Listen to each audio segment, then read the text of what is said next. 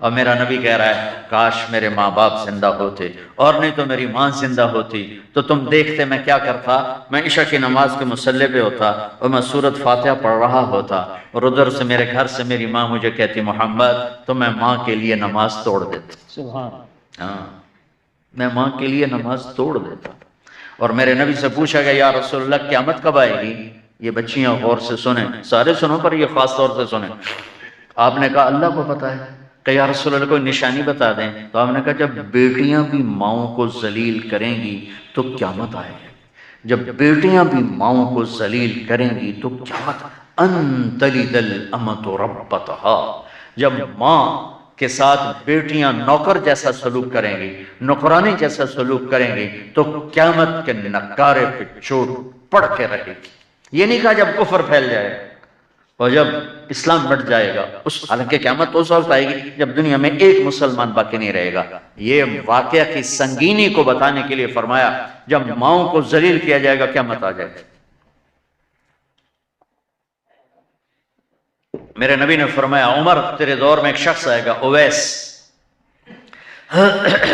اس کا قبیلہ ہوگا مراد، آگے سب کاسٹ ہوگی قرن، اویس بن عامر، اسے دعا کروانا، وہ کالے رنگ کا ہوگا، چھوٹے قد کا ہوگا، اور اس سے دعا کروانا، دعا تو بھی کروانا، علی تو بھی کروانا، علی اور عمر اویس ان کے لیے دعا کریں۔ انہوں نے پوچھا کیوں؟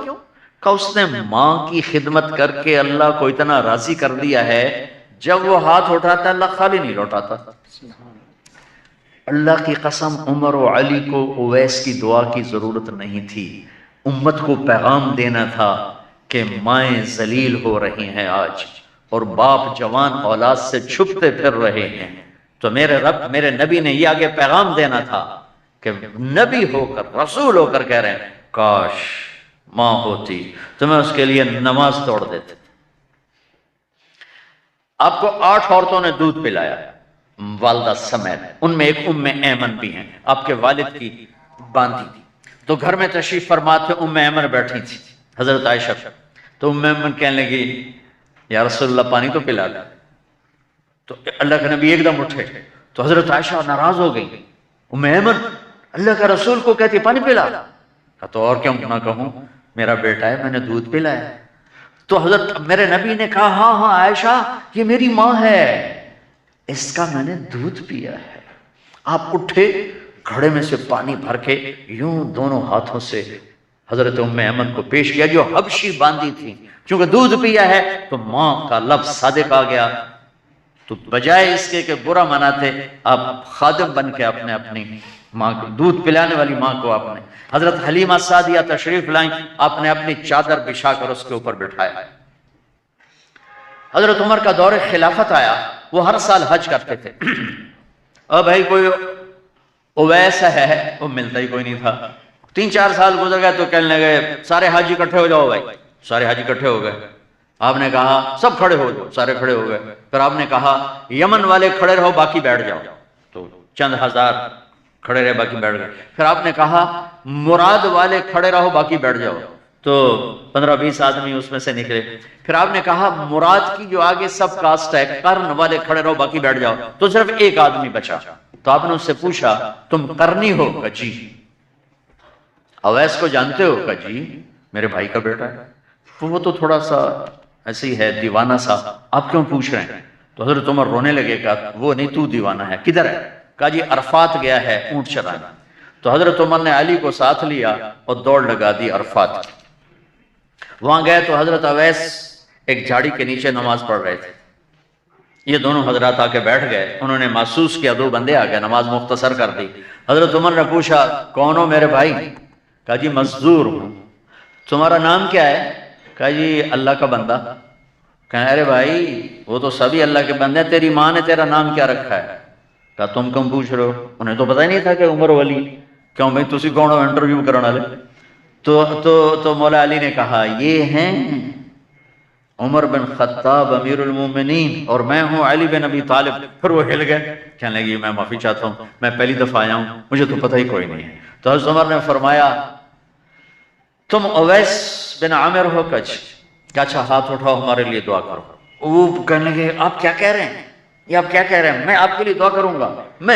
میری کیا اوقات ہے؟ کہا ہاں ہمیں ہمارے نبی نے فرمایا تھا عمر علی جنت میں تیرا گھر میرے گھر کے سامنے ہوگا، اس کے بعد کسی کی دعا کی ضرورت ہے؟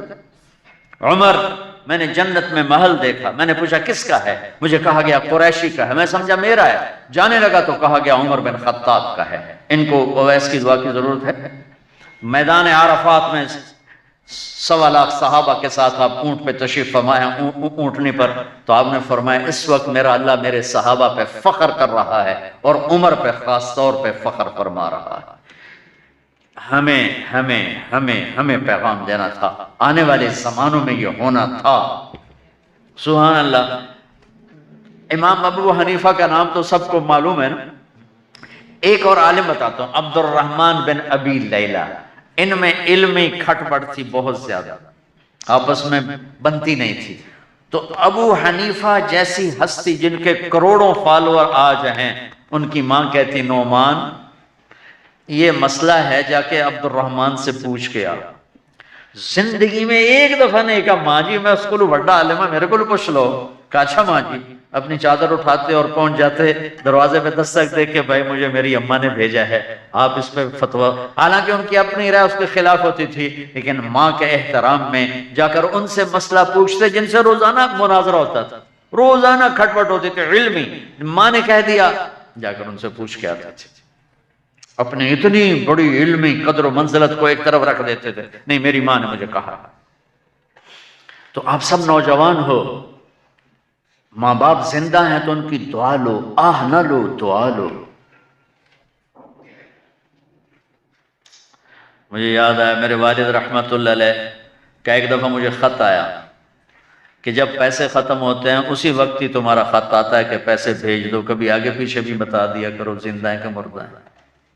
تو تعلق ہی نہیں تھا، صرف پیسے تک تھا، ابھی پیسے گھال دو پیسے، اب تو خط کی ضرورت نہیں ہے، فون پہ ہو جاتا ہے، اس وقت یہ خط ہوتے تھے۔ تو میرے والد نے گلے کا خط لکھا، مجھے افسوس ہونا چاہیے تھا، میرے اوپر جوں بھی نہیں رہی، ہم نے والدین کی عظمت کو پڑھا ہی نہیں ہے، وہ تو در مصطفیٰ سے یہ چیز ملتی ہے، محمد مصطفیٰ کے در سے